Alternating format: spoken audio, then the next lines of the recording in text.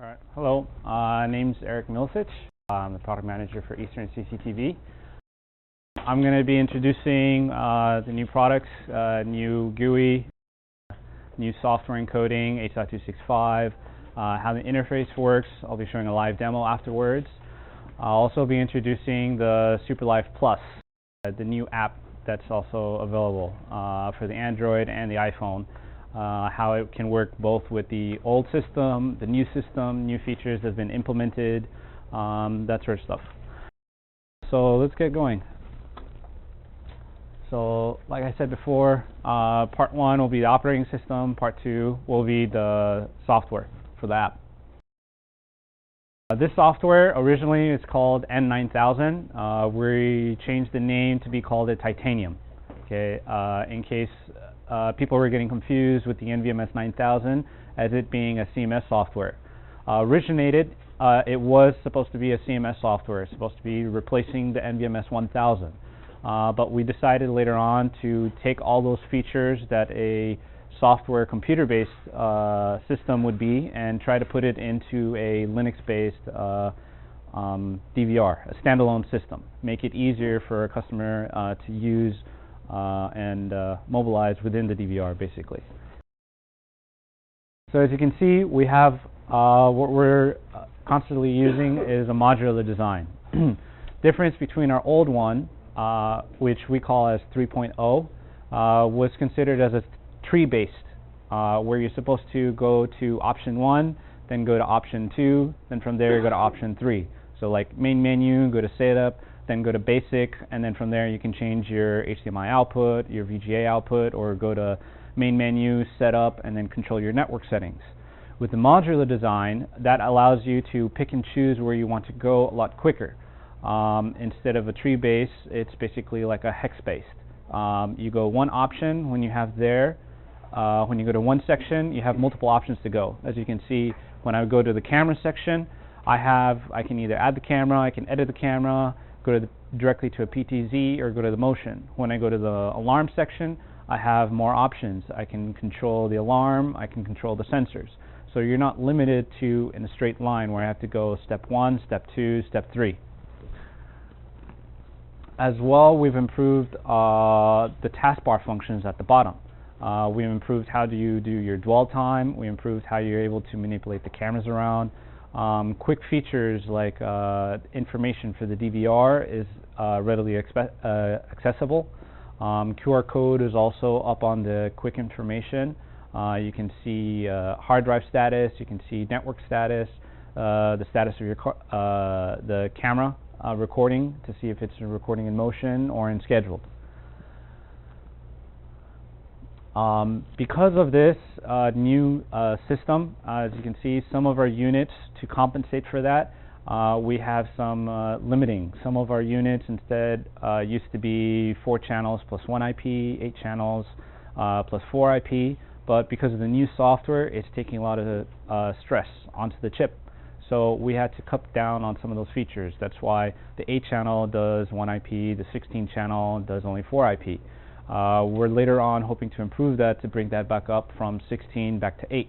But this is just a stepping stone just to bring in this new interface, just to kind of get you noticeable with the interface, playing around, because this is where we're moving towards to. And we'll later on improve more features, add more features to it. Any issues you might come across to, we'll try to go ahead and fix them as well. As I can say before, the 2 main things with our NVR system is that it supports H.265 and it's backwards compatible with H.264. So you can take an old system that is H.264 and add it to this system and it'll be backwards compatible. You'll be able to switch between the two. Now when you use our cameras with H.265, the system will automatically recognize it by process. It basically sends a request to the camera and it asks, are you H.265? If our camera responds back to the NVR and says yes, it'll automatically switch to H.265.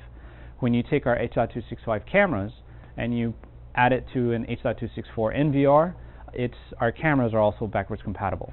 It'll try and send a signal. If it does not respond that it's H.265, the camera will switch to H.264.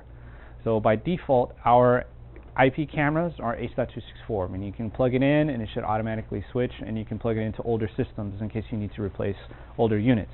And in case they want to replace an older unit, they can switch to this one and keep the old cameras with H.264 and add new cameras that are H.265. Now, H.265, basically, I'm just going to read it off. It's taking a new way to save space. So anytime there's motion that keeps basically in the same area, so like in a block, for example, take me. If I'm moving here in this area, it's going to just take bits and pieces of me and then add that to the new image, layer that over to the new image, as opposed to the background area where behind me it's everything stationary. So it's going to see that after microsecond, after a second after, nothing has changed. So it increases the block size. So that block size is being the same, so it doesn't have to change any of the image, and it'll save more space that way. So if I start moving in that direction, then it'll change the block size, and as you can see, it'll change the amount of pixels basically it's going to send. That's why we have to change the bit rate. This is also the H.265 is related to bit rate.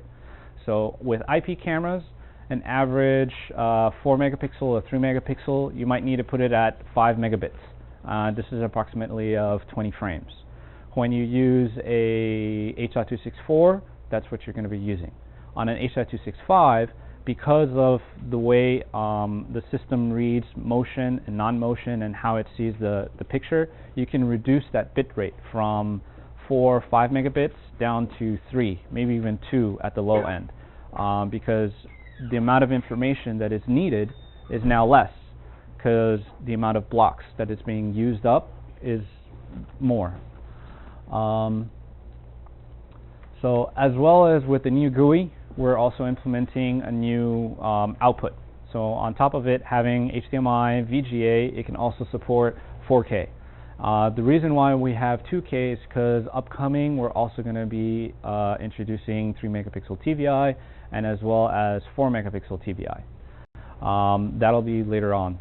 But the new output, you can now output 4K to actually see the images of 3 megapixel, 4 megapixel, 5 and up. When you're taking 3 megapixel cameras and you're putting it on a regular monitor that's 1080p, you're actually still constricting it to the normal size. You're only going to output 1080. Even if you have a 12 or 8 meg, you're going to restrict it back down to 1080. It's how sensors are. You have a sensor that is 2.4 megapixel, but the camera itself is only 2 megapixel. So when customers come around and they say, I want this camera because it's 2.4 megapixels, that is the sensor. The actual sensor is being cut down again to 2 megapixels because that is what you're viewing. So as far as the output of us increasing it to 4K, now you can see up to 8 megapixels, the actual resolution. So when you're putting a 5 megapixel, you'll be able to tell the difference when you compare it a 4K monitor and a 1080p with the same 5 megapixel camera. As you can see, this will be the new layout of our GUI. Everything, when you pop up the menu, will come up in the front. On the right-hand side, you'll have your IP cameras, the name of each one, the group, if by any chance. At the bottom, I'll have a taskbar. Now, this menu, as you can see, I'll showcase in the demo. This is considered a 4:3 ratio. That's to keep everything on a HD standard, basically. The two different types of HD standards is HD standard, which is 16:9 ratio, and the other standard is an SD standard, which is a 4:3. So we try to keep between those two to keep the picture not warped, doesn't look unproportional, basically. When you start mixing ratios up, that's the type of image you get.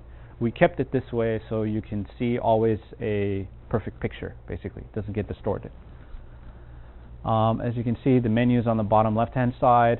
We have a couple extra options. The quick bar, like I said before, we have an improved dwell feature.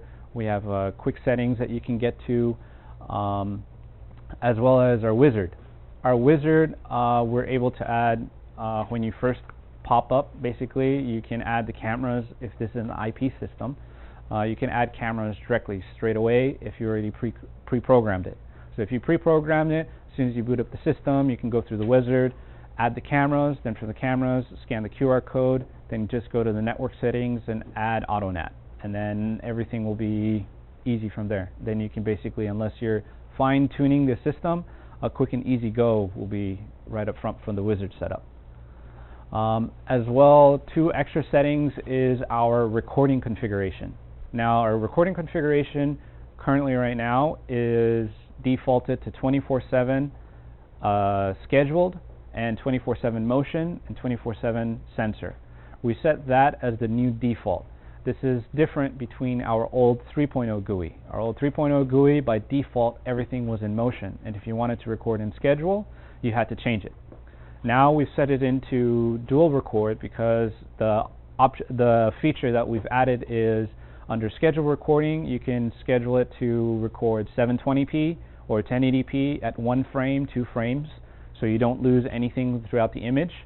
And when event occurs, when motion starts recording, you get to have 30 frames at a 5 megapixel or 4 megapixel, depending on the resolution of your camera.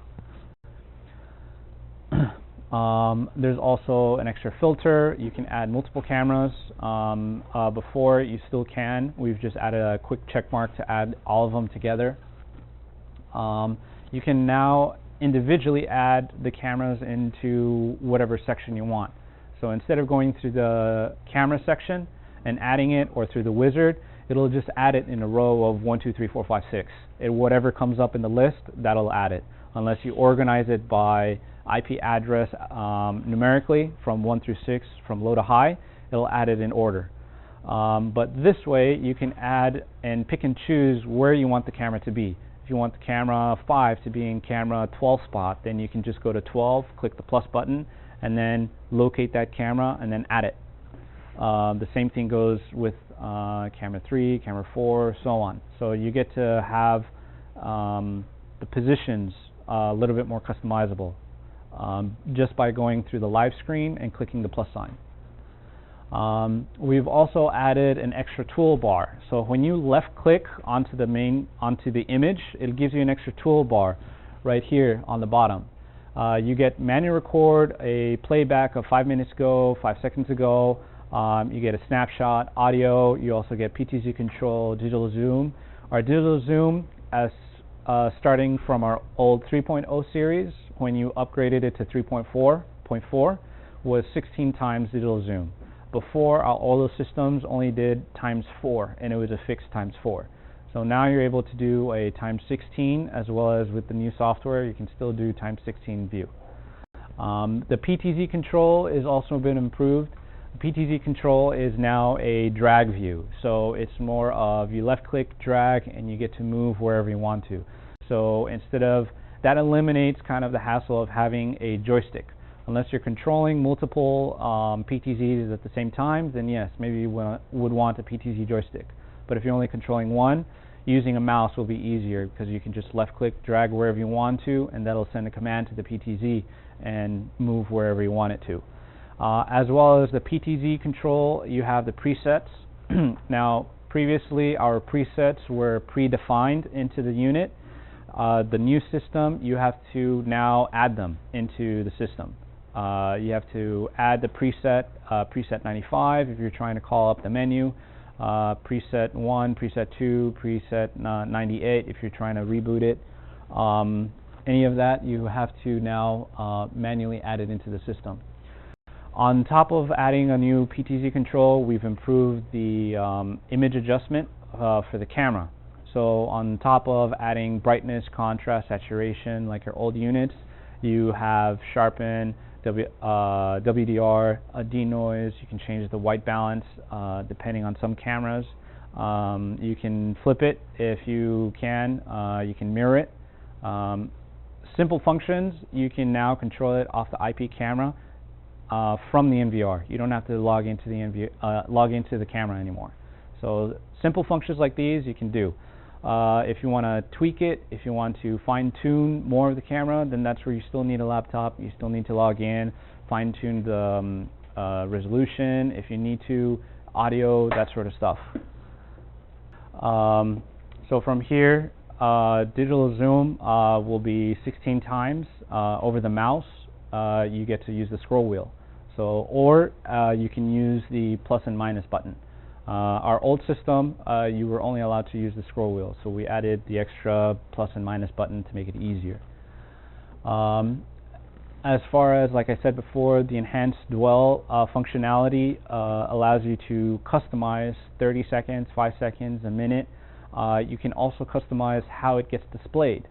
Our old system used to only display 1 at a time, or 4 at a time, 8 at a time, 16, so on and so forth. With the new system, you can now customize it. You can display 1 channel for 4 seconds, the next channel, 4 channels for the next 5 seconds. You can display 16 channels for the next 5 seconds. And then after, you can go back to 4, or maybe to a special 9, or back to a 1. So the dwell feature on this has been greatly improved. Later on, we're expecting to probably make your own customized windows, where you can actually drag and draw your boxes. And instead of making a 9, you can make a 6, make an 8, however you want to. But that's improvements that we're planning on for the future. The same thing goes, as you can see, on our main display. Some of our units have dual display, dual HDMIs. And those dual HDMIs, you can either sync it up to go dwell, or you can have a different output and have a group sequence or a channel, basically. So on your main output, you can select the 16 channel view or a 4 channel view, and then you can drag your cameras out there. And then once you save that view, the next time it boots up, it'll come back in that view, basically. I'll go more into detail about group and single channel dwell, which currently is only available on the NVR series, but afterwards will also being implemented on the DVR series for coax-based. As you can see here, we've now added dual stream recording. The dual stream recording is needed for what's called time splicing. The reason for that is it's taking a master stream recording and a substream recording. Now, because on H.265, you can reduce the bit rate low enough that it won't affect your hard drive space. But under H.264, it will affect the hard drive space, because now you are recording master stream and substream at the same time. But you can still compensate on the bit rate and the frame rate however you want to. The dual stream recording is needed for time splicing, because for each camera it's going to save a 1-hour snapshot if there's recording on there, a minute snapshot, and also a day snapshot for each one of the cameras. So when you're looking at the camera and you're trying to search for something, it's now considered as a thumbnail. So when you're searching for something went missing, you get to see the whole view, and then if you want to play back, you can click on it and then you'll be able to see. As well as dual stream recording, like I said before, you can now change what you have normal recording, which is basically 24/7. You can change the bit rate between one bit rate, 1 resolution for a normal 24/7, and then you can change the motion or sensor recording to a higher bit rate or a higher resolution. So you get 2 senses of low and high resolution, and that's how you can save more hard drive space, as well as not losing any footage. So now we have added schedules. We have predefined ones, 24/7, 5x2, and 5x24, 2x24, which is weekday and weekend. You can add your own schedules for particular cameras, and then if you're adding a camera within that same schedule, it'll be easier to drop down and add it. The same thing is for hard drives. So now you can do hard drive grouping. Hard drive grouping is basically if you have a system that has multiple hard drives, you can set an H.264 camera to that hard drive and only record that hard drive. And you can set an H.265 camera to record on a different hard drive if need be. So you can have hard drive for, let's say, all your outside cameras record on these 2 hard drives, and then your inside cameras record on these 2 hard drives. So that way, in case one hard drive goes down, you're not losing your whole entire footage. You still either have your outdoor or you still have your indoor, or you can go mix and match depending on how you want to go. Otherwise, by default, the system will record how it was originally by recording on the first hard drive. Once it fills up, record to the second hard drive. Once it fills up, record on a third, so on and so forth. This is what I was stating before, that is time splicing. Basically shows a snapshot of every minute or every hour.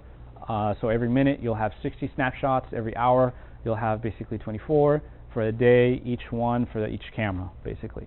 That way you might be able to see quickly what will happen, basically. As you can see in the example, you have a cup, and then the next minute later it's gone. You can actually click on the image, and on the left hand side where you see playback, that's where it'll actually give you a quick playback of that minute.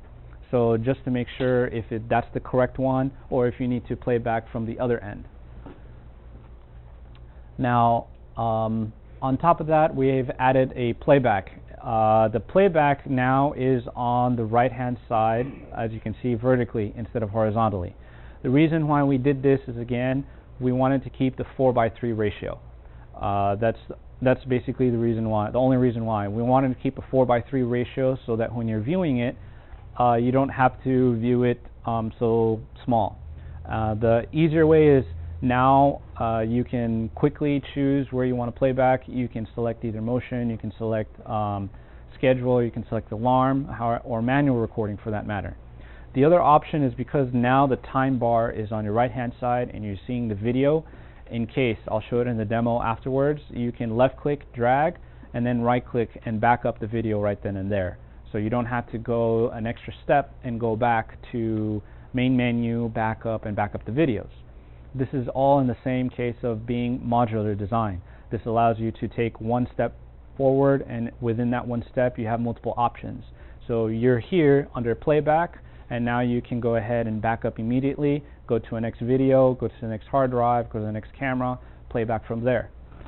On top of that, you can back up by time in case you're still old school, you prefer to see a horizontal view, you would like to click on your camera. We still have that feature in here. You can click on the cameras that you want to add, play back from there, and then you can see. You'll still have the time bar, you'll still have the function of left click dragging and backing up right then and there. The same thing is you can back up by event in case, like our old system, back up by event.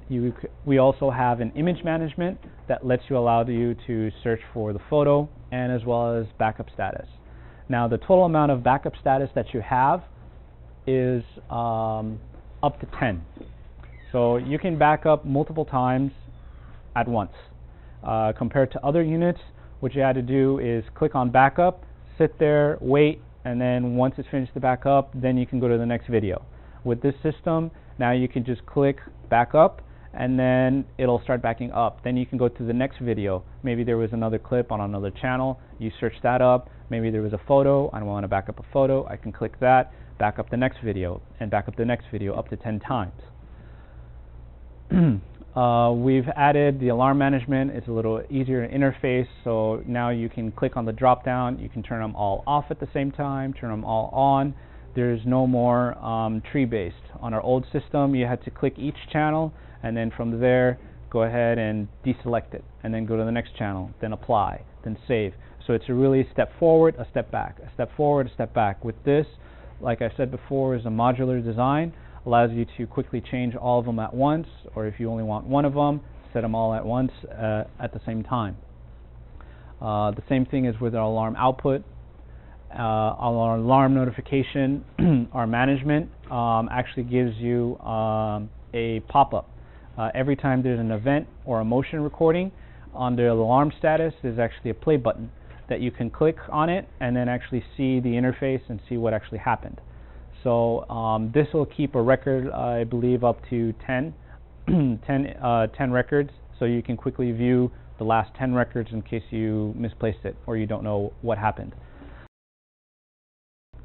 As well, under the information, under the taskbar, there's a basic information for all the system and what's going on. As you can see, there'll be basic camera status, alarm status, recording status. All that will be up on your taskbar under the front page, basically. You can see if one of them is offline, if one of them is recording, under alarming or scheduled or motion. As you can see under recording status, you'll see all the recording between master and substream. You can see all the frame rates, you can see what units is being recorded, what's not being recorded, if there's an error in the recording for that matter. The same thing goes for hard drive. Now we still have smart status into our hard drive in case you're tech savvy and you know what errors can occur on a hard drive. We've had this feature on our 3.0 series. We're still having it here on our new series just for people who prefer to see it if they know how to do hard drive repairs for that matter. So from here, I'll go onto a live demo on using the new GUI, the new interface. I'll go through some of the things that I went up on the demo. So as you can see, some of the units right now, I showed before that it normally was a 4:3 ratio. I've changed this to a 16:9 ratio by going on the bottom and clicking either full screen or non-full screen. So by switching between the two, I'll get a 4:3 ratio or a 16:9 ratio. Depending on those two, keeps the image proportionally correct. When you start switching between a 5:4 or 4:3, non-proportionally, you'll start getting warped images. You'll either look wider, you'll get stretched out, those sort of images. Now, as you can see, I've named each one of the cameras. I can drag and drop each one, doesn't matter. And when there's a camera that's already been placed there before, dragging it out will replace that camera, turn it off, and switch it to the next channel, basically. Or, as the same way, I can just drag it back up, and it'll go back to the original spot. I can individually add each camera into this spot, and by clicking on it, it'll give me a taskbar. Now, his question before was, will this replace IP tools? Yes, it'll replace IP tools on our system, on our IP cameras. So it'll, as you can see, for our unit, you can click on the edit, and when I click on that button, it'll give me a pop-up. This will be able to edit the IP address for that camera straight from the NVR. You don't need to touch your laptop anymore. You can click on it, change the IP address for what you need to, put in the password, and once the correct password comes up, like an example, I'll change this to 36. And once I click up, it'll automatically switch to 36. So all our cameras will come up by default under 192.168.226.201. So when you go through this step, you can quickly change it, and then once you change it, I can go ahead and add it to that section, basically. One sec. Here's the mouse. So once I do that, then I can go add it, and then it should populate. And that's it. So I've changed one IP address from one camera. If this is a brand new install, I can do everything from the system. We're trying to add a lot of features that was on a computer onto the NVR or to a standalone system, so you can do everything without touching the computer.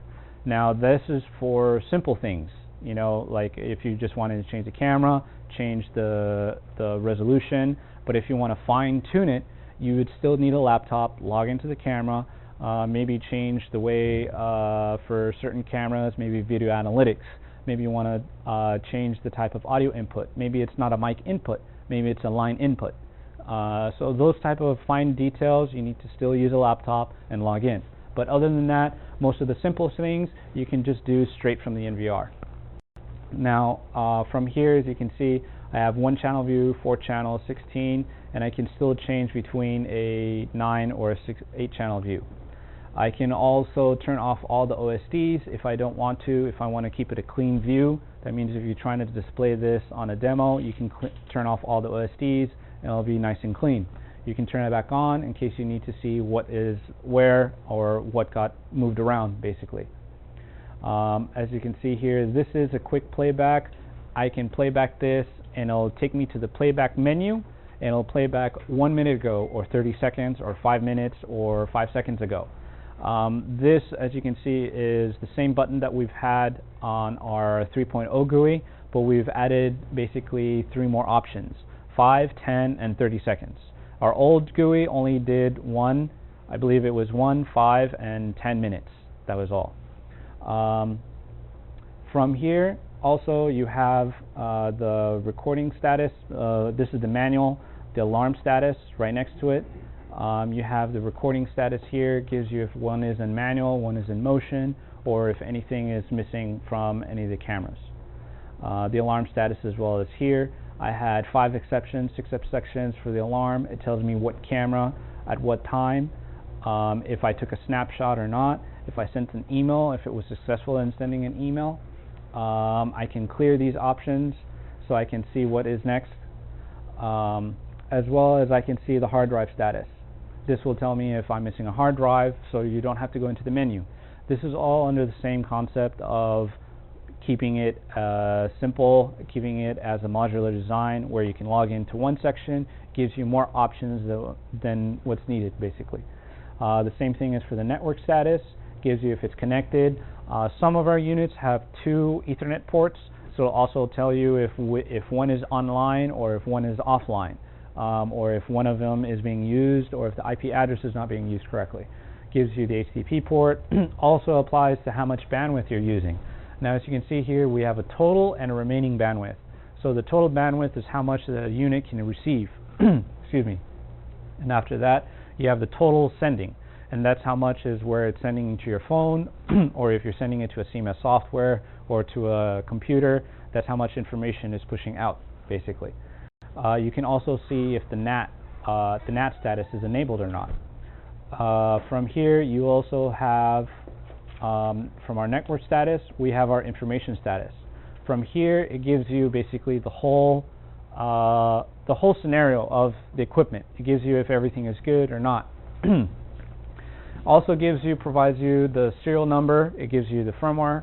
Gives you any hardware so that in case you have some issues, we can help and troubleshoot you. Gives you the alarm status, backup status as well. As you can see, nothing's backed up. This status, everything that we've had individually is now all packed into one spot. From here, I'll go into playback, which a lot of things has been changed right after I go from over the settings. Now, as you can see, under settings, each one has what's basically a sub-menu. So every time you go into one section, for an example, a camera, it'll give you all your sub-menus up top so you can quickly access it. So you don't have to go back to the main menu. You can now jump to the next stop. From here, as you can see on the left-hand side, you have image and you have the OSD control. I can turn off the names, I can turn them on, I can change the name, date, month and date. I can turn off the OSD, I can change mask settings if I need to. I can turn them on, I can move them around, I can draw, as well as the motion settings. I can turn them on all on at the same time. I can send all different settings for the duration, if I want one to be 20, if I want to be 10, if I want some of them to be 5 seconds or so on. The drawing is the same. The drawing is still going to be a grid. As far as for the PTZ, excuse me, I don't have any PTZ cameras, but under the PTZ option is where you need to manually add a PTZ preset, basically. So on our older systems, like I said before, it was all predefined, preset 1 through 255. For the new system, you need to now add and predefine it yourself. So when you're adding a PTZ control, if you don't know where the PTZ menu button is, or you can't access the PTZ menu, you need to go ahead and go to the PTZ, go to preset, add a preset to that camera, and then once you've done that, then you can go ahead and access the menu and control the PTZ, the menu operations. From here, I can jump straight into recording. Recording, like I said before, there's the auto. The auto basically sets it to 24/7 motion. Now, people will see that recording schedule has been disabled. It's been disabled because only sending it to manual recording will allow you to switch between and edit recording schedules. That's where you can go ahead and customize if you want from 8 a.m. till 10 p.m., record 24/7, 10 p.m. till 12, record in motion recording. That's where, this is the option where you'll be able to send and change a recording schedule. So right now I don't have anything, I only have 24/7, and you can individually change different recordings. You can set everything to 24/7, some of them to 5x4 or 2x4, however that may be. So under recording, let me go ahead and switch this back. If you click on the button once or on the tab, it'll actually pop up another menu. This menu allows you to quickly change the normal and the motion recording without going to recording or the encoding settings. So as you can see, some of these cameras are H.265, some of these are H.264. Now, some of the resolution, like for example, this is a 5 megapixel, I believe, 5 megapixel camera. And you can see I have this at 3 megabits. 5 megapixel at 3 megabits. Normally, you're supposed to have this at 6, 8 megabits as a recording. So just to compensate for that amount of resolution. And I have here in H.264 a 3 megapixel camera, and I have that at 4 megabits. So even at an H.264, and this has all been at default, at an H.264 3 megapixel camera will require 4 megabits or 5 megabits. It needs a higher megabit bit rate for recording. So what this does to your recording is it reduces the amount of recording space, hard drive space. So as far as having a 5 megapixel or a 3 megapixel H.265 or an H.264, changing the bit rate does affect your recording.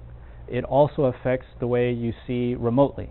Anything you do changes on here affects your recording and your resolution when you're viewing remotely. So if you change a 3 megapixel and I wanted to see it faster on high resolution over my phone, and I change this to a 1 meg, or I change this to 512 kilobits, that's going to affect not only your recording, but your view as well.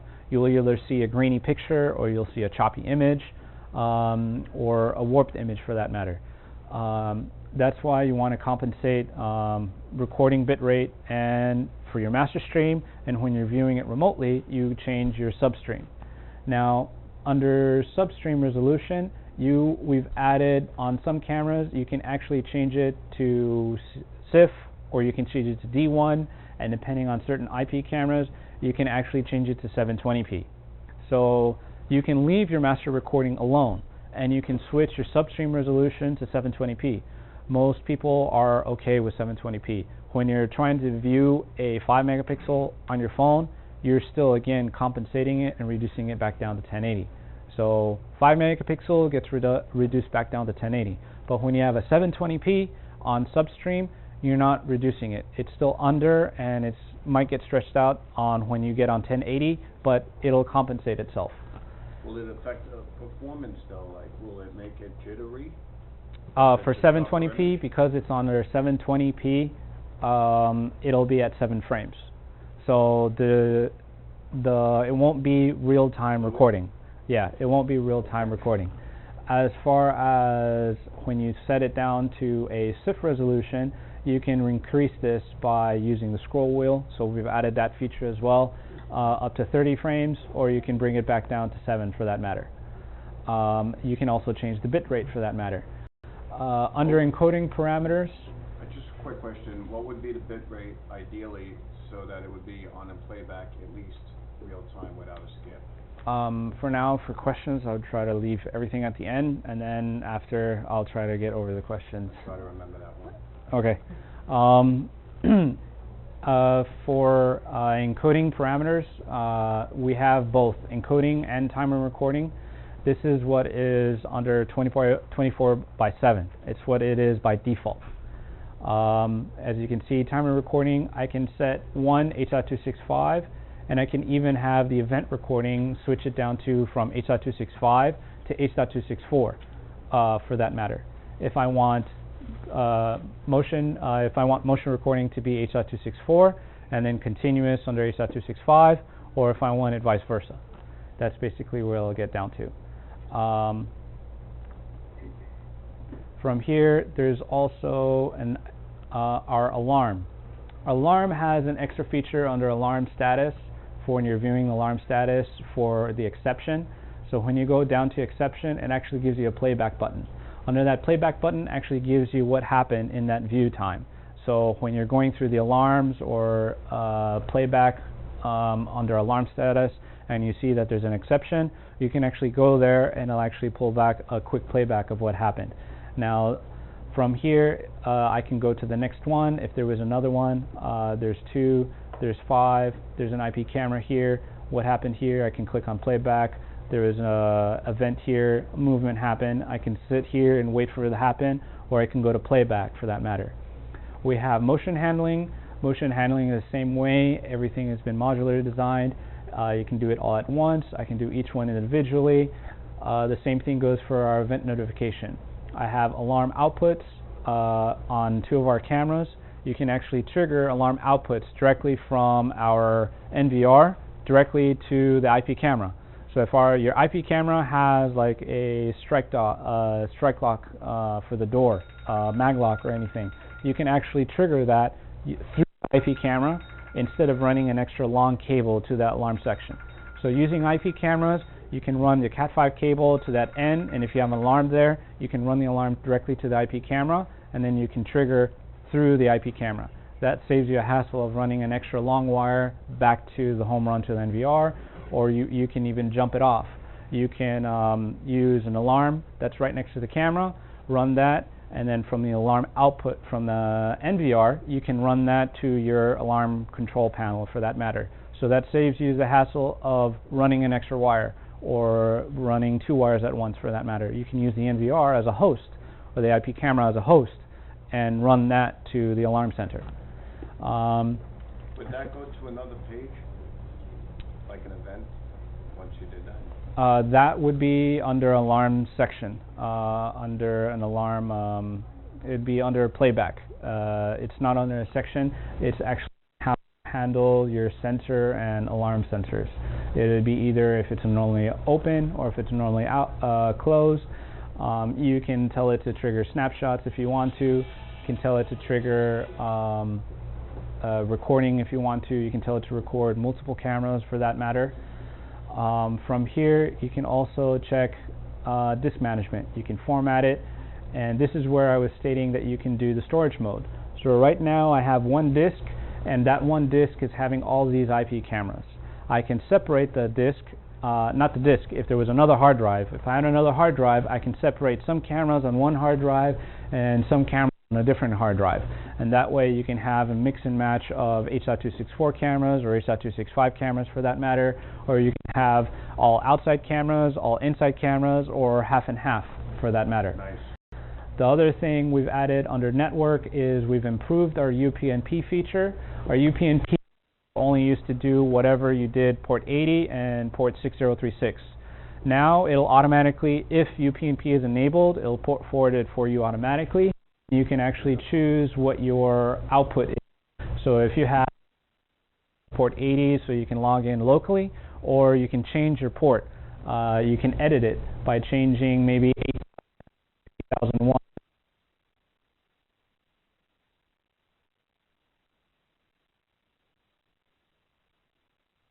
9000. So locally, you can still have it restricted to port 80, but once it touches the router and there's a communication between the two, it'll automatically send that feature or send those ports to the router and say, hey, open up 8008 or 8009 for that matter, and it'll automatically port forward. But this feature is, in most cases, in most routers have been disabled, so you do have to be wary of this. Most cases, NAT is actually an option that has been used a lot. NAT has been available on most routers, and that's what most people have been using. Most people enable it, click apply, and then you go to the QR code, you scan it, and then you add it. I know that on the NAT feature, there's been some limitations on it. We are improving the software and our NAT server to add more features. So currently, you're only allowed to do live and playback. But later on, we'll be able to do live, playback, configure settings, configure recording for that matter. Otherwise, you would still have to either use the UPnP function to do it automatically, or port forward it yourself so you can get the full features of the NVR or DVR for that matter. You can also check the network status, see what's open. Like I said before, that was under the email, under the live preview. TCP. On some units, we have 2 network addresses, 2 Ethernet ports, and you can either choose one to both be individually independent or both of them together. That will be basically like a network tolerance. In case one drops, it uses the other one. Account and security is basically the same. Nothing has changed between the old and the new one.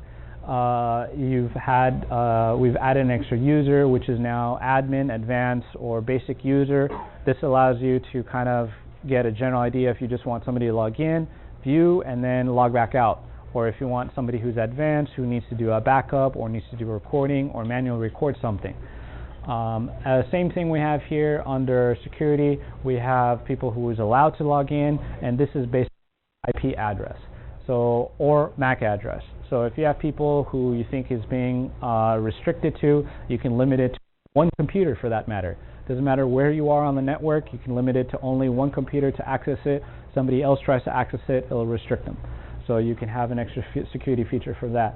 Can you restrict certain cameras as well as computers, like limited to? That would be under an account. So limiting IP cameras, people who want to log in, that's under account usage. So under system, you can change your output. As you can see right now, this is under 4K.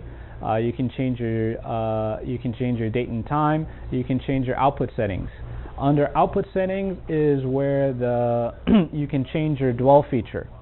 So as you can see, I can add a 4-channel, and then after that, a 4-channel, I'll change this to a 9-channel, and after that, I'll change this to back to a 16-channel, and then maybe back to a single channel. So when I go to each one of these views, I can drag and drop whatever cameras I want to, and I can change what views I want to see at certain times, and then from here, let me go ahead and delete this, and I'll delete this, and I'll go ahead and save this. So now this is going to be my dwell feature. This is going to be what, whenever I turn on my dwell, it's going to go from 4-channel, then to 9-channel, then back to 4-channel, and continuously. This has been an improvement from our old one, since it only did 1 channel at a time, or 4 channels at a time, 8, 16. So this has been an improvement from that. There's also a single channel sequence. Single channel sequence is kind of like a miniature spot within the view. So if you have a 16-channel system and you don't want to see all 16, you want to see 9, and you want to have one picture view individually, that would be done under a camera section. Under camera, you have what's called an edit camera group. When you have this group, I can add, and I'll go ahead and add some cameras on here. And I'll go ahead and name this just 5. And I want this to be every 5 seconds. So I've added these cameras, and as you can see, it also gives you a thumbnail. This thumbnail is because it's using the dual stream. The dual stream allows you to quickly access the camera's view, send you a substream of it, so you can know which camera. In case you didn't name anything, you can just look at the picture and say, oh, this is the correct camera I want to select, and I select it right away. So when I add this to the group, it'll add these, and when I go back to system, and I go to output settings, and I go to main menu, I have this live camera display. I can go ahead and switch this to, sorry. This is under live. Let me put this back real quick.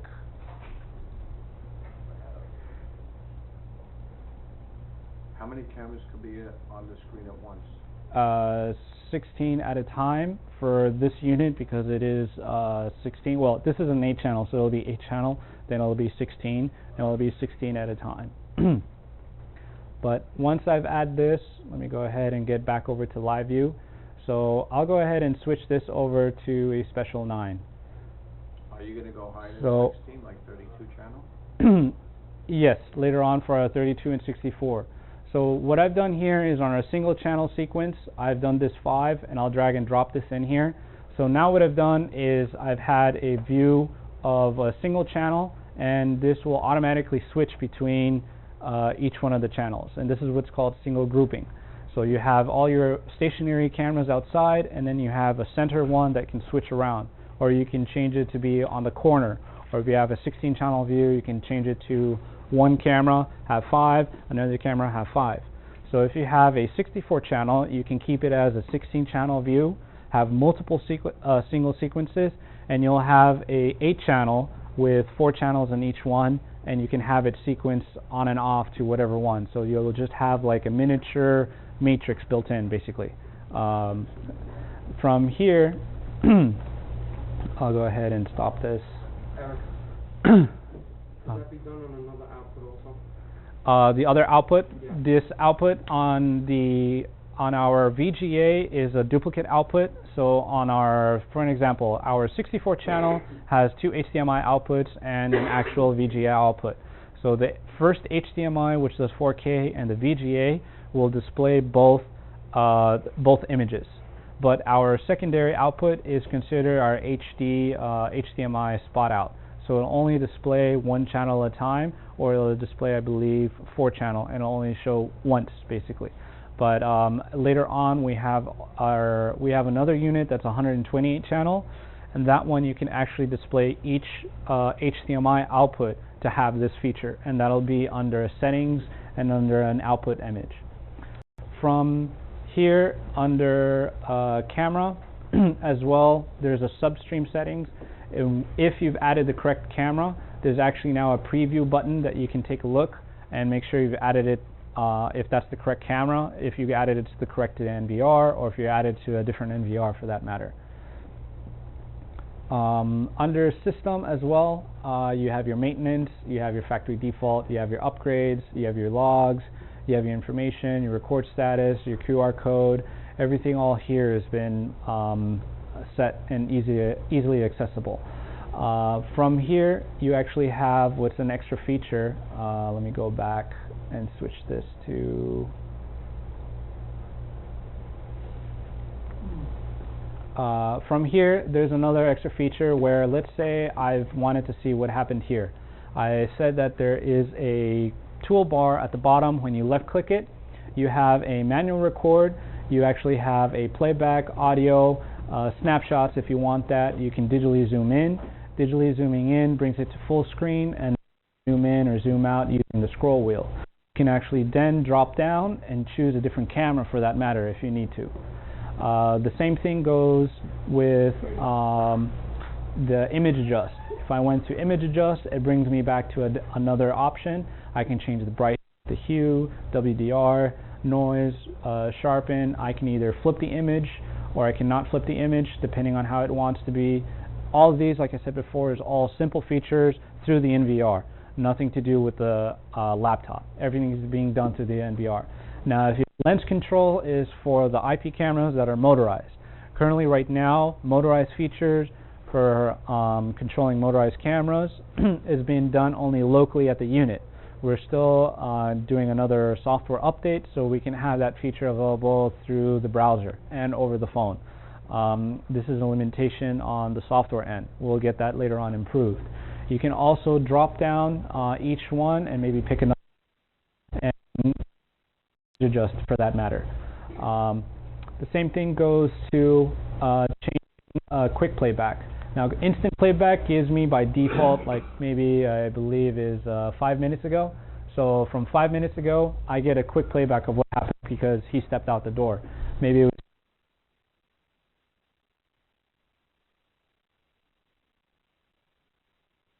1 minute.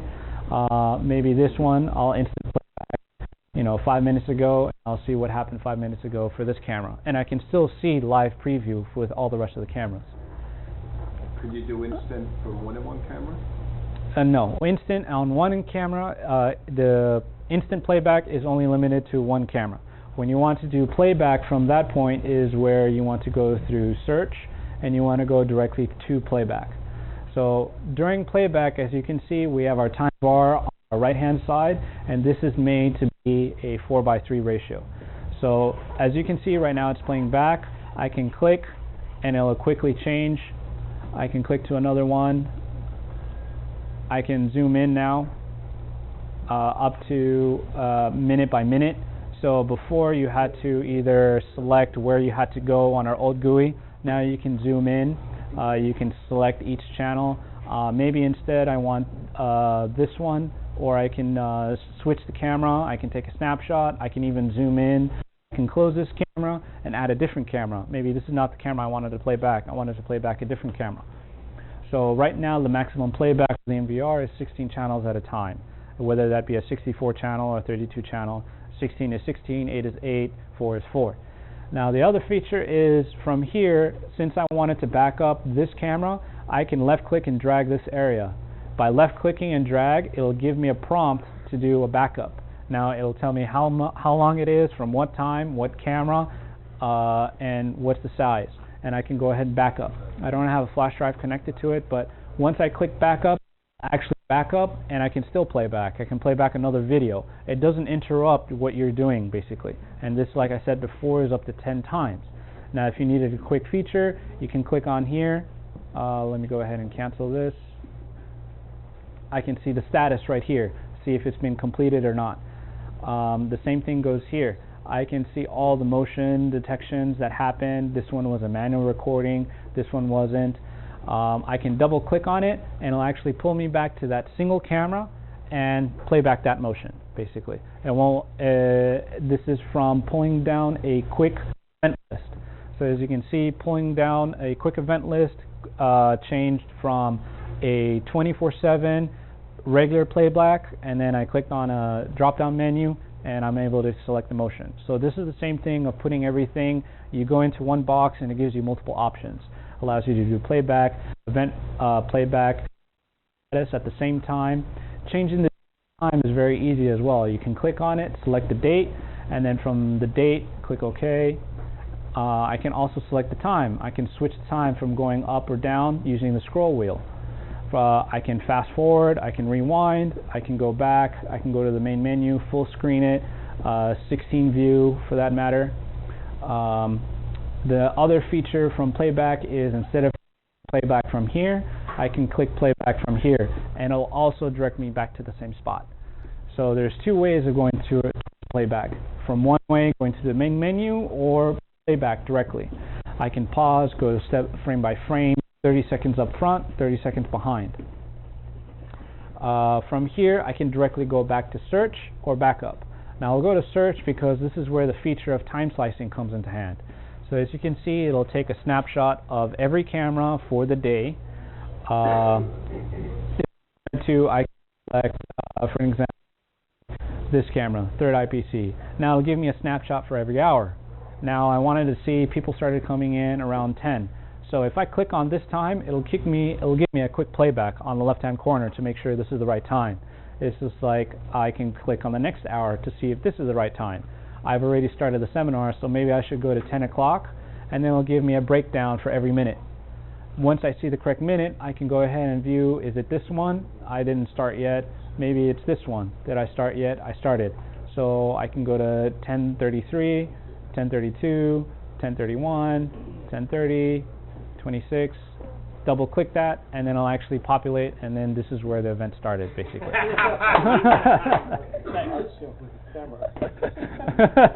All right, I found it. Okay. All right, the same thing here.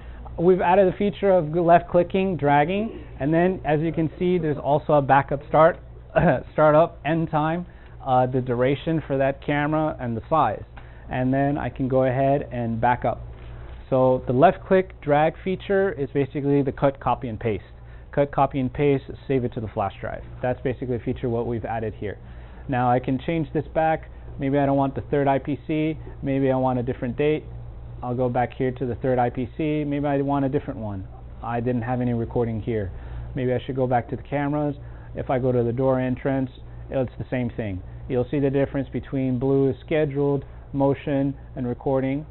In case you're used to old school and you like your horizontal time view, you can add your cameras here. I'll add these cameras here, and I'll add it here, and then it'll populate everything here. So now I have all these cameras being recorded. I have all these being viewed. I can do the same thing. Maybe I want to back up two cameras. So now I can left click, drag over two boxes, and over those two boxes, I'll back up those two cameras. As you can see, it'll tell me these two, and when I click back up, I don't have a flash drive in there, but it'll tell me to back up, and it'll tell me what size, and I can back up those two cameras. Those two cameras is considered one instance of backup. So if you back up 3 cameras, that's one instance. You back up 4 cameras at another time, that's another instance. So you could be backing up 6, 12, 14 cameras at one time, all at different instances, because it's just considered as one sequence. It's considered that as a packet. So as the same thing, if I wanted to click on it, if I click on it, it gives me a quick playback on the left-hand side. So everything here has been kind of a quick playback and giving you more options to see. Same thing here. It gives me a substream. I can click on the cameras that I want to see and then change the start time and end time, click search, and it'll give me a motion detection. It told me this was 30 seconds long. I can click on a preview playback and see if that's the correct one. There was motion here, probably a fly or anything. I don't know. I can check the time. I can see maybe it's this. I can go ahead, double click it, and it'll direct me straight to that video instead, and it'll pull you back to the main view basically.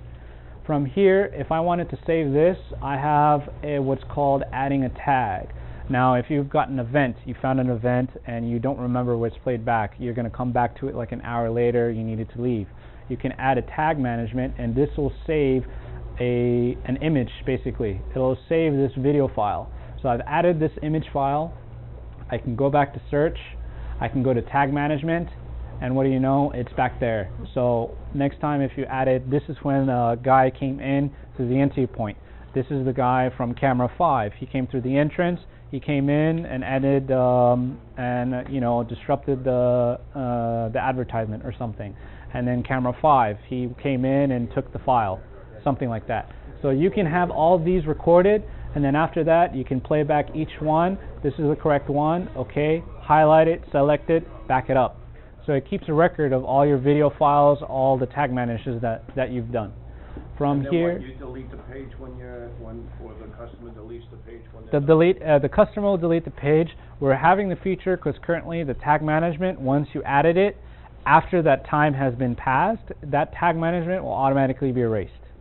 So after 24 hours, if the customer forgot it, the tag management is there, it won't be available because the recording's over.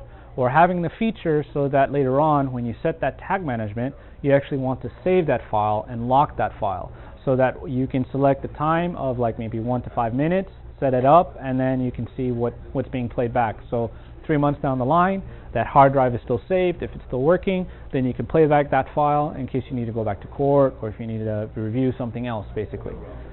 From here, you also have backup. Backup gives you another option of going again by time or by event. And again, we have image management. So image management gives you a whole section of snapshots that has been done. You can export each one. If I click on the browse, it'll give me an image. I can either go each photo by photo from each one, or I can just click play and it'll automatically play each photo after. It'll say that this is this camera, this is this camera, it'll populate the next one, it'll say this is what's been happening going around, and it'll just cycle through what's been going through. So this is another easier way to tell you this is who created it from a different person, or if it was from local, from a different user, then that person can back it up. Now the other option is under live. Each camera, anything past 4 is considered a substream. So when you take a snapshot, a live snapshot, it's going to take it as whatever resolution it is. So for an example, this camera in the center, I'm going to go ahead, take a snapshot. This camera is not available. I think I disabled snapshot. Did I disable snapshot? I think I have to go to recording, under alarm, motion handling, snapshot is on. I'm on a as far as it having snapshot, when you take under a full screen, snapshot will take the full resolution when you have 1 or 4 screens. So 1 or 4 screen takes the master stream when taking the snapshot. Automatically? Automatically, yes. So when you're doing under live view, it will take the master stream only. When you're in multi-screen, it takes the substream. So if you set your substream to 720p, it'll take a snapshot of 720. If you set it the substream to CIF, it'll take a snapshot of CIF. So depending on what you set your substream, that's going to be the snapshot you're going to be taking. So if your master stream was 2 meg, it'll take a snapshot of 2 meg. And snapshots will change depending on your if you're on full screen or not. Depending, you can from here.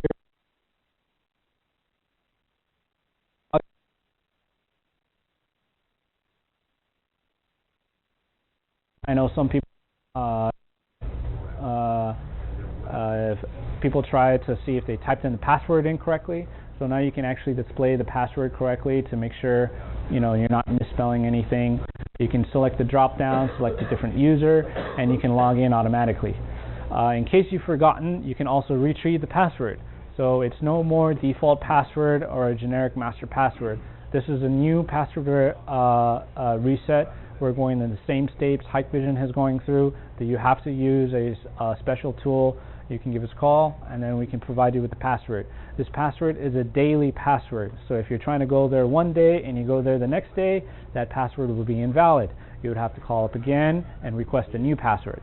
This is where everything's going. Hikvision cameras, our IP cameras will soon be in the same format. Dahua does the same thing, Hikvision the same thing. So it's nothing new unless you haven't been familiar with Hikvision or Dahua. But our system is slowly going to be moving towards that feature.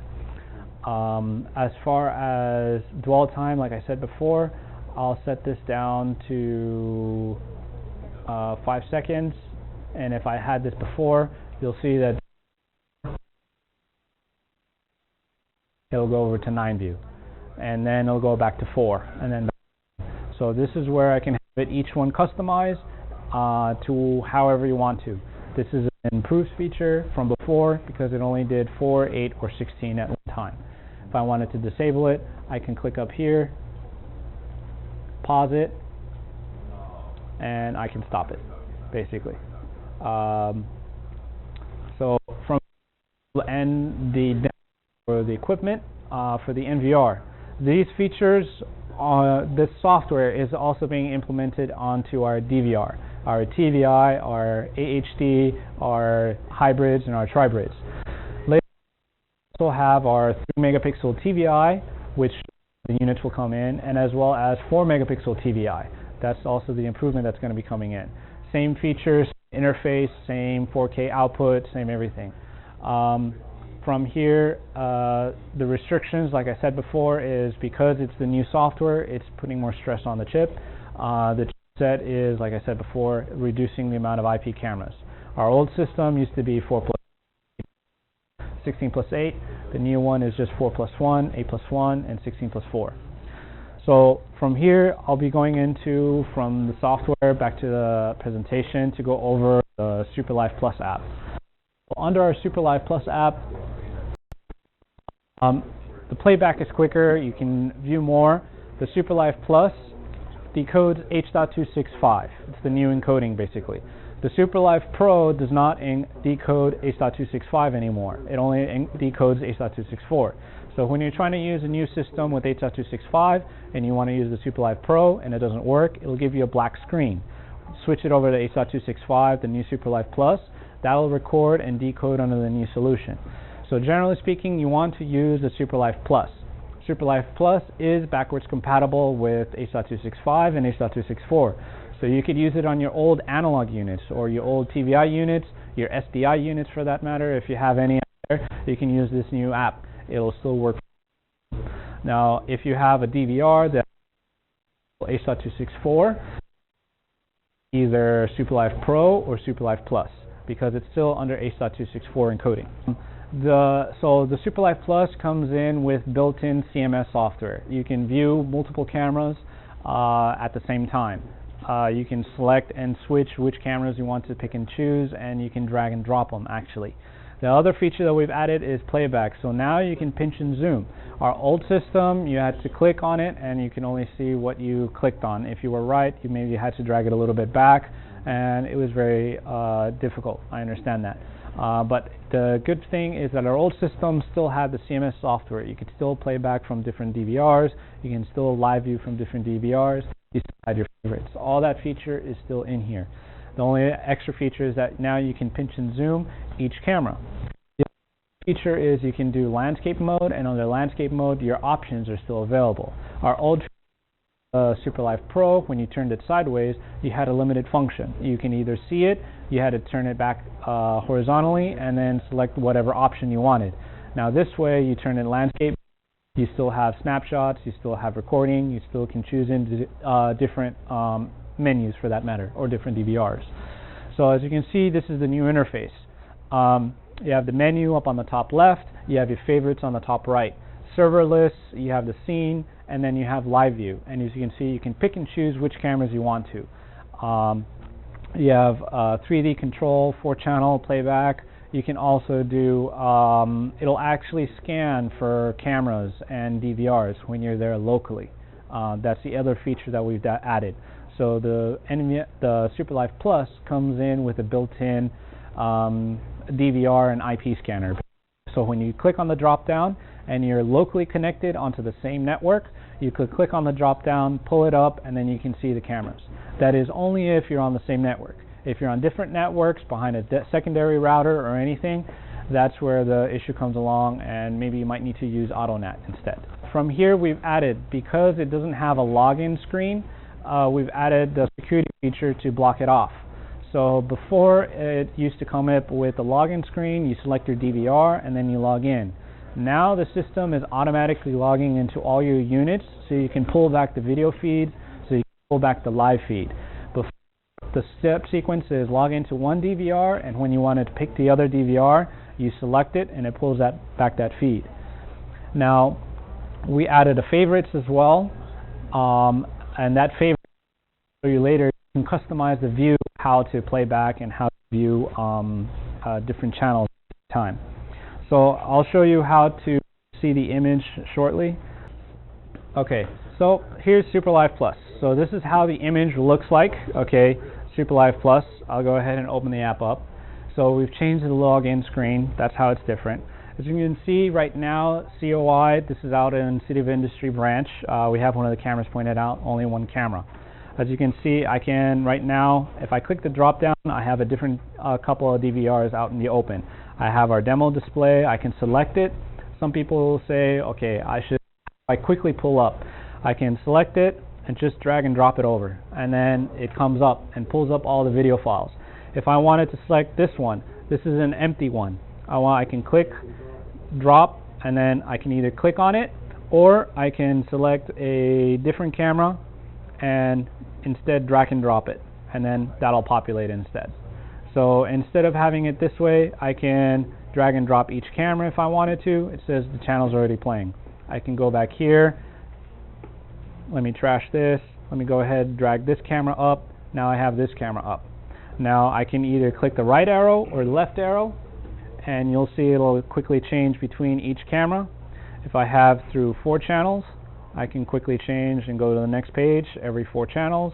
If I have every 9, well, this is all 8, you know, it'll display. I can quickly flip the pages between I want to, and it's up to 16 basically. And I could add another 1 channel from here if I want to. I'll drag and drop it to here, and I'll be able to see it. So Double clicking it. Live and a playback at the same time? No, this currently right now is all live.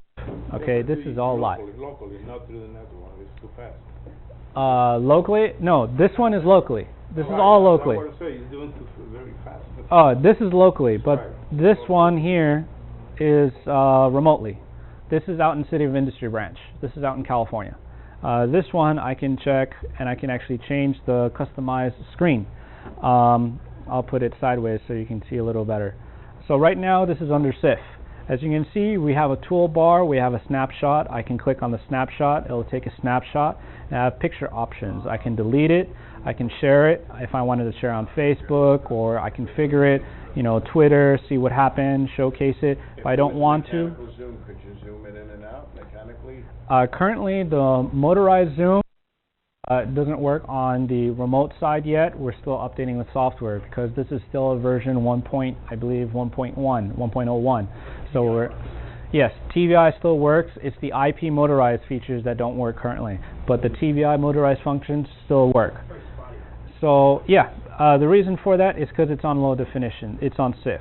So I can either customize the SIF resolution, increase the bit rate, or change the frame rate if I wanted to.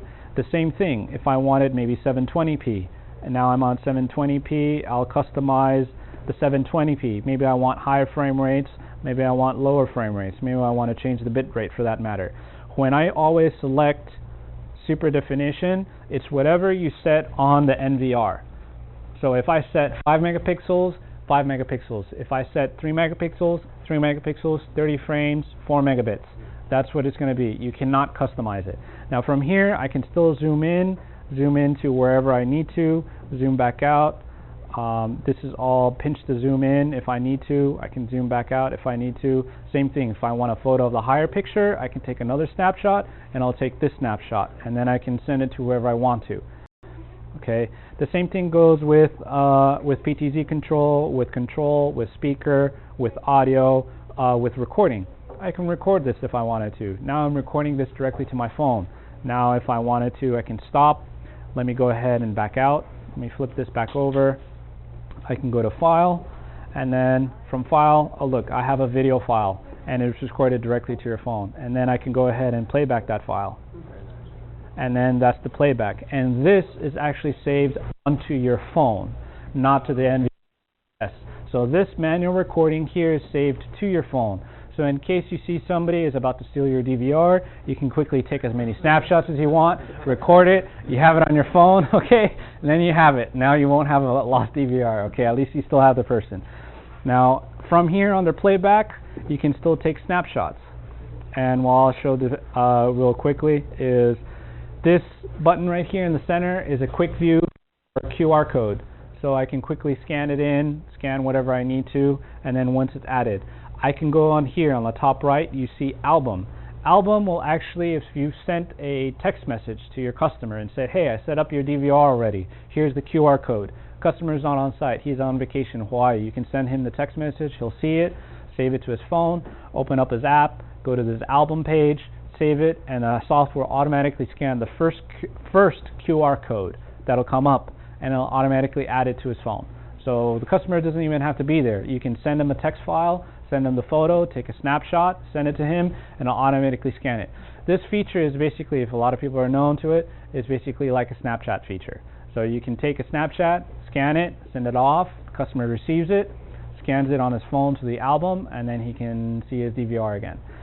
Now the QR code that is on the listing here, as you can see, it's changed. Each QR code is changing, each QR code changes based on the information you've added. So for an example, this specific QR code is going to be populated because I've added an IP address. The next one down, this QR code is specifically added because I added a QR code. The other one is I added a DDNS. So when you're sending off that QR code to another person, that QR code is going to have a duplicate image or duplicate information as yours.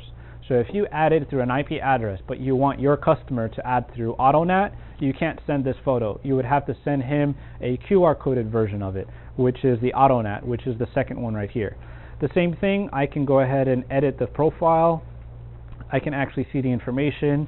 I can see a camera status, what's going on with the system. I can go ahead and see the record status, see what's going on. I can go ahead and see the network, what information is going on. Oh, this is the IP address for this unit. It's having this. Huh? That's on AutoNet that you're doing that? This is on, let me see. Yes, this is on AutoNet. Yes. So this is the information on AutoNet. So I get to see what the HTTP port was, if I needed to log in locally, or if I have it and I forgot what the DVR IP address must have been 3 months ago. I don't know the customer. I still have it, the QR code on my phone. I can log in, see what's going on. Oh, okay, port 80, IP address 126. Let me see if the ports are open. I can go to the router and then physically open the ports, maybe change the ports for that matter. Disk information tells me, okay, capacity, it's reading. Okay, you still have one hard drive. I remember I installed 2 hard drives. There's only one. That means one of your hard drives failed. I need to go there, replace it. So a lot of the settings you can do is just off your phone. Just quickly view it. The same thing goes with here. This is alarm status channel, basic info, gives me the DVR. Model of the DVR, you can call tech support, give them a hand. Hey, I have this unit, this model. I don't know what's happening. Can you take a look? Let me give you the QR code. You can even send this QR code, email it to our tech group, and then they can see it, scan it in, make sure you give it the username and password, and then they can log in from their end. So as far as adding, as I said before, this is what is called a radar scan. This scans for every unit that's in locally, not remotely. So it logs in locally. I wanted to add, let's say I want to log into this camera. So I can click on this camera, add 1, 2, 3, 4, 5, 6. Done. I'll call this is an IP camera. next. And you could keep adding cameras that way, just one after the other? One after the other, you can add it, but once you exit the local IP address, everything gets disconnected because you're adding locally only. This is a radar scan, so this makes it easier for you to log in locally and then see the image and see what's going on. So if you want to, you're on the Wi-Fi locally, you see what's going on, you want to configure a camera, you can see in, okay, this is just in. Now you can quickly scan through it. Now the same thing goes with our extra feature is playback. Playback on the new system has now been improved. As you can see, you can select the date from the up arrow, select the time, and you can select the channel. So let's go ahead and move on. From here, I'm going to select the DVR, which is here at the bottom left. So I have a demo display. I'm going to go ahead and select, like, let's say channel 5. Channel 5, which is this, and I want to play back 4 channels. So let me go here, playback number 7, playback number 7. Instead of dragging and dropping, I only want to click. So I can click on it instead, and then instead of that, I can click on this one. So now I have 4 channels playing back asynchronously, not synchronously. So the playback on this system is all synchronously, not asynchronously. It's all asynchronously, not synchronously. So each playback, I can go ahead and zoom in if I need to into each minute and see what's happening. If I wanted to see, I can take a snapshot. It'll take a snapshot from that time. If I saw something on playback, I can actually click the record button, and there'll be a record button on the bottom right hand corner.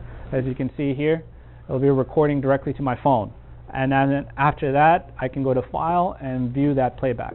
So the recording now, you can record live, saves to your phone. Record on playback, saves to your phone. So both instances of recording saves to your phone, and you can have it, saved. You can send it off. You can extract it, plug it back into your computer, download it, send it off to the police if you need to, for that matter. The extra feature that we also added is on the SuperLive Plus, you can hear audio on playback.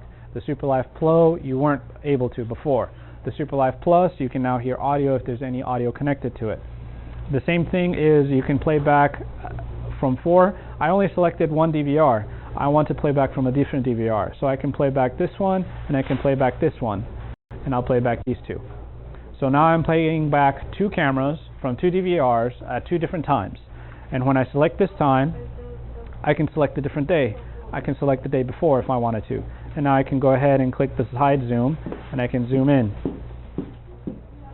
Oh, it's already zoomed in. With notifications that if things are triggered, that the client would just see. So right now, that is called push notification. That's under local. So you have an audio alarm, and so both those features will be set on here for the Android. We're still doing a software update because it seems the iPhone still has a bit of an issue accepting vibrate alarms. Audio alarms still seems fine. So you can have audio alarms, recording. This is the amount of recording space. So if you're ever recording cameras, it'll reserve 50 megs or up to 1 gig, basically, of recording space onto your phone or onto your SD card for that matter. And then you can select whatever space.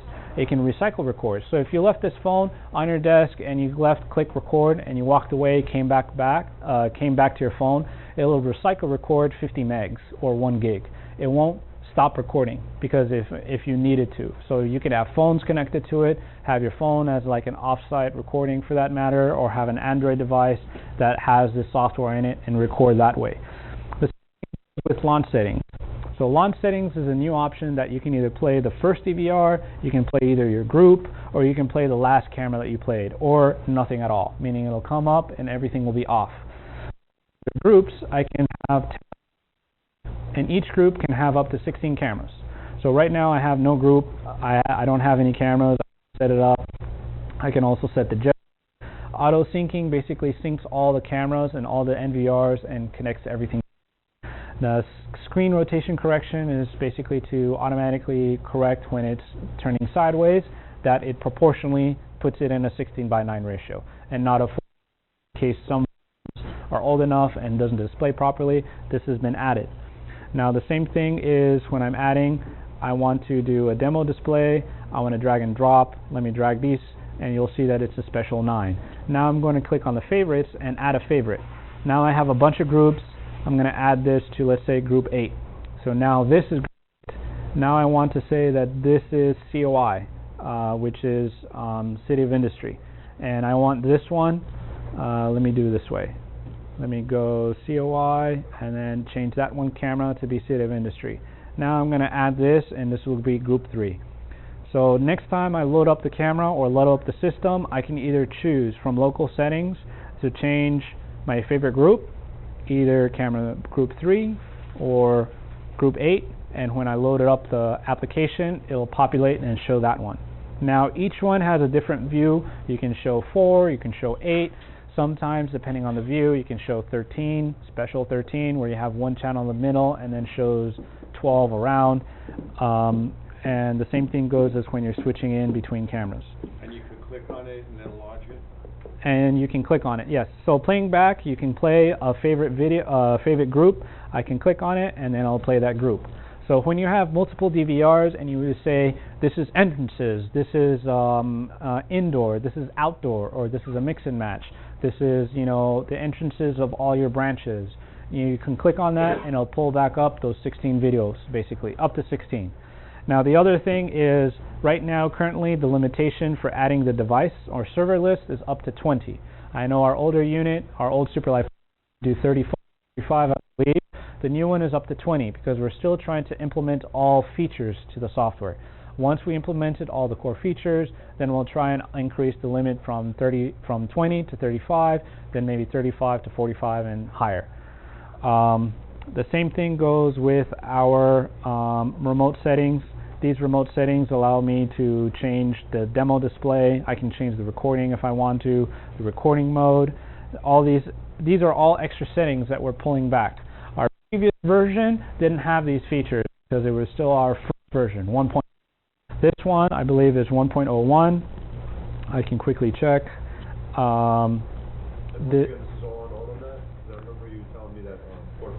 Yes, so this is all on currently for this one. Let me go ahead and go to remote settings. Oops, my phone's being a little laggy because my phone's doing too much work right now. So let me go to remote settings. So under here, you have recording mode. This is after the new. This update just got released, I believe, last week or this week. So these features have been more implemented. Before, these features couldn't be available because it only restricted to you, like I said before, only live and playback, and that was the only options you had. But now we're improving it, our NAT server, the NAT functionality, so that you can go and see each one of the recording, record each one manually, save it, schedule recording, see what's going on. Oh, these 3, okay, I want to switch these 3 to a different kind. What's my substream, change the substream, and all from, you know, your phone, basically. So try and see if you have the latest one. Log out, log in. We'll then later on change, hopefully, the HDMI output or the VGA.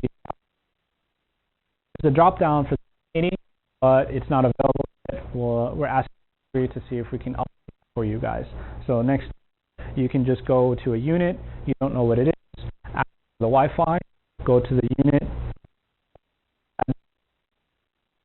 locally using the device scanner, add it, and then log in. Go to the web address, remote access it, then change the output. Then you can log in and do what you need to do your troubleshooting.